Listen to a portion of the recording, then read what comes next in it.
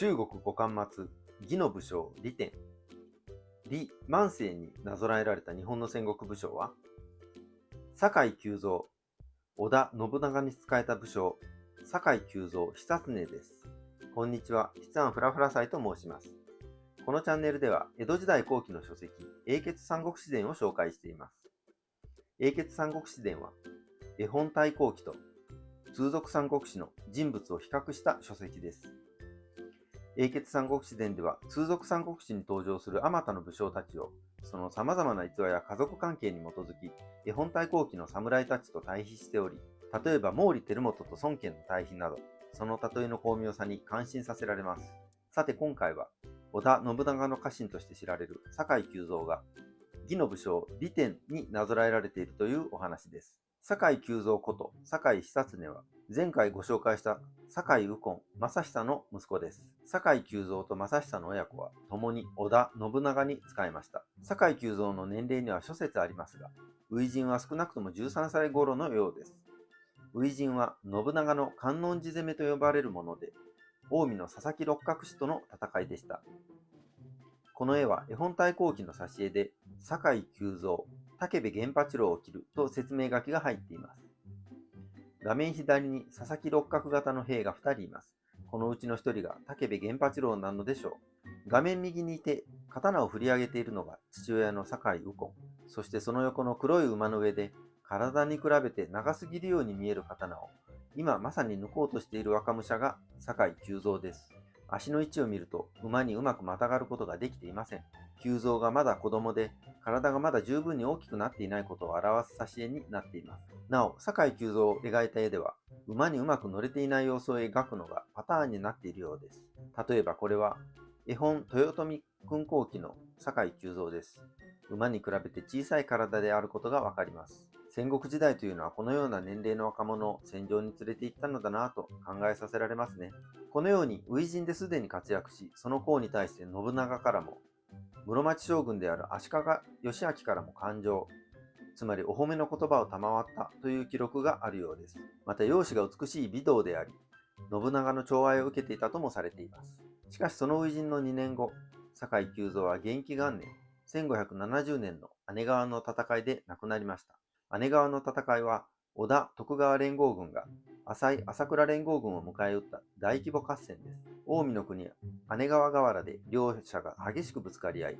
最終的に織田軍が勝利したものの、この激戦では両軍に多数の死傷者が出ました。久蔵は乱戦の中、浅井軍の銃撃によって亡くなったと伝えられています。父の右近正久と共に出陣したのですが、父は戦が終わるまで息子の死を知らなかったようです。酒井久蔵は一人奮戦したのですが、浅井勢は槍や刀の戦いでは手に負えかね、銃撃によって酒井久蔵を倒します。これも日本豊臣訓後期からです。馬からずり落ちながらも敵兵を槍で倒す久蔵に何弾もの銃弾が放たれています。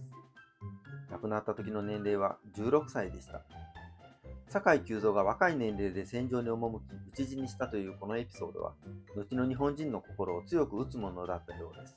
というのも、江戸後期から明治にかけて、いくつかの浮世絵が描かれているのです。残念ながら権利関係のためにここでお見せできる画像はありませんが、例えば歌川国芳による太平記英雄伝では、笹井久蔵の名前で銃弾に撃たれる久蔵の姿が描かれており、絵には有力無双の若武者と説明されています。歌川国照により、姉川大合戦の図、つまり姉川の合戦図でも、絵の真ん中に大きく酒井久蔵が描かれます。また、落合義幾も国吉と同じ太平記英雄伝というタイトルの連作を描いており、まさに打たれんとする仁王立ちの久蔵が描かれています。これら3つの作品のいずれにも画面を横に区切る線が何本か引かれていて緊張感が感じられます。この横線は銃弾の飛び交う様を表現しているものだろうと思います。興味のある方は、ぜひ画像検索などして眺めてみてください。最後にもう一つ、明治の画家、月岡義俊の海大百戦争という一連のシリーズにも酒井久蔵の絵があります。この海大百戦争は、幕末の将棋隊の中から明治政府との戦いで散っていた勇士たち100人が、日本の歴史上の武将になぞらえられて描かれているという浮世絵だそうです。英傑三国志伝で李天になぞらえられている酒井久蔵が、明治になって将棋隊大使に見立てられているというわけです。日本人のなぞらえ好きがよくわかる一例だと思います。酒井久蔵の説明が長くなりました。次は一方の中国の五漢末期の武将、魏の曹操に伝えた利天についてです。利天、あざなお万世、遠州巨野の人、曹操に仕えて文官としても武将としても手腕を発揮しました。三国志演義では数多くの戦場で活躍しています。例えば学信とともに海賊の関所を破り、破虜将軍に昇進しています。曹操と袁紹の戦いである関東の戦いでは補給線を守り、曹操と孫権の戦いである合肥の戦いや朱種港の戦いで活躍しました。特に三国志演義における合肥の戦いでは、利天、長領、学信の3人が仲が悪いなりに協力して守りきった逸話が描かれます。学を好み、字を尊び、功を誇らず死を敬し、その特攻は軍中において長者と称されました。享年36。死後、皇帝の宗光は憫公の贈り名が贈られました。さて、ここまで紹介してきた酒井久蔵と利天。なぜ英傑三国志伝ではこの2人をなぞらえ合ったのでしょうか。片や酒井久蔵は美貌で知られ、若くして武功を挙げながらも戦いの中で命を失う。利天は文武の才があり、ベテランの将として各地で活躍した。独断の類似点が見つかりません。また、酒井久蔵の父である酒井正久は文平になぞらえられていますが、文平と利天の2人に独断の深い関係はありません。かろうじて、酒井久蔵は姉川の戦い、利天は樹種港の戦いという河川沿いの戦いで活躍したというのが共通点でしょうか。そういうわけで、全体にぴったりはまるなぞらえの理由は見つからず、今回のなぞらえ星は星一つです。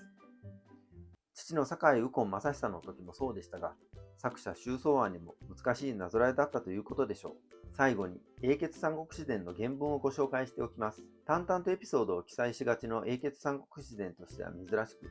酒井久蔵の戦いの様子がドラマチックに物語られています。酒井久蔵、右近が一子、13歳にて佐々木の優勝、武部源八郎を討ち取って信長の感情を賜り、姉川の合戦に浅井の本陣に切り入り、十文字の槍を引っ提げ、長政めがけ馳せゆくを、続く味方もなかりけり、長政の近身支え戦うを、元来無双の若者なれば、右と左へ突き倒し、近寄る者を取って投げのけ、